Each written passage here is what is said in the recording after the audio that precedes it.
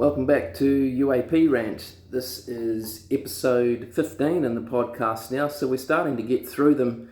For those that have been following the last few episodes, we've been talking about Einstein and Maxwell historically and their work, Maxwell in electromagnetism and Einstein's relativity, and we were linking that back to developing a deeper understanding of how UAP or UFOs work, mainly because with Maxwell's electromagnetic atom, the current equations that we have are not his original work. Okay, they've been modified, and so people think that Maxwell's work relates to three-dimensional vector fields for electricity. But his original work was on quaternion notation, linking four-space geometric potentials to three-space vector fields. So linking the fourth dimension and what we think of as stored electric energy to three-dimensional space. So we don't see that in the modern electricity equations. Now, Einstein, of course, knew Maxwell quite well, and because Maxwell died early, he never got to cement his place and his theories about the electromagnetic atom and four-dimensional electric space. So Einstein's special relativity took over, and the fourth dimension was labelled as time. So Einstein's kickoff for his success were Maxwell's original equations. We must remember that at the time, Einstein must have known about Maxwell's quaternion notation to develop his theory of time for the fourth dimension. So Maxwell, he united electricity and magnetism, right? Now, and they were two seemingly disparate forces. So this theme pervades Einstein's endeavours. So he sought a Maxwell-like unification with gravity, but never found it. Despite this, perhaps Maxwell's quaternion notation was just too hard to understand. But he was correct. Maxwell was correct in saying that electromagnetic waves are light, of course. So a new structure for physics was built based on Maxwell's work by Einstein, and that was special relativity.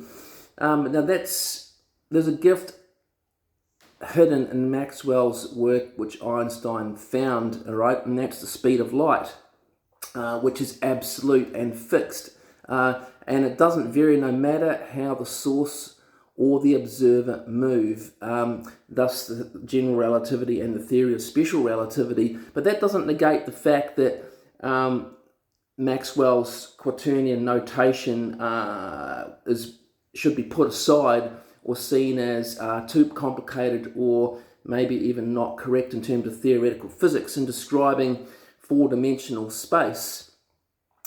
So we need to acknowledge that Einstein's work was built on Maxwell's work to develop his theories of relativity, okay? But that we need to reconsider the implications of Maxwell's original work, and we must find this, and I'm certain that we must reinstate it and redress and reassess the contribution of Maxwell's quaternion notation to Einstein's special theory of relativity, because I think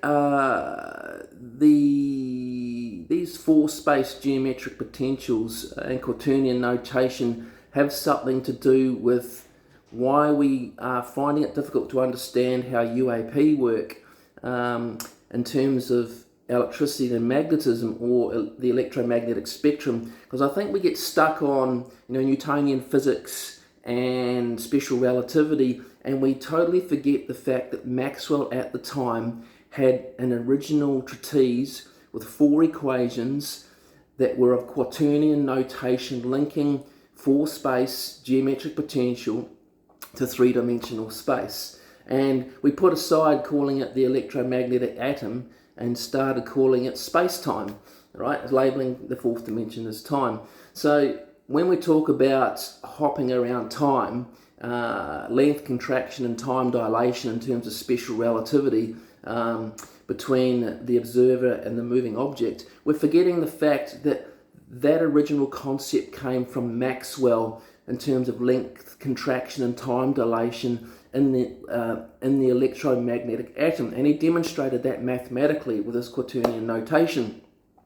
Now, if we take that as fact and then look at how UAP and UFO move, or the kinematics of them in terms of the 5 observables, should we not resurrect Maxwell's quaternion notation and use it to demonstrate an understanding of the 5 observables of UAP and UFOs, and then look at Einstein's theory of relativity and see how the two weigh up in terms of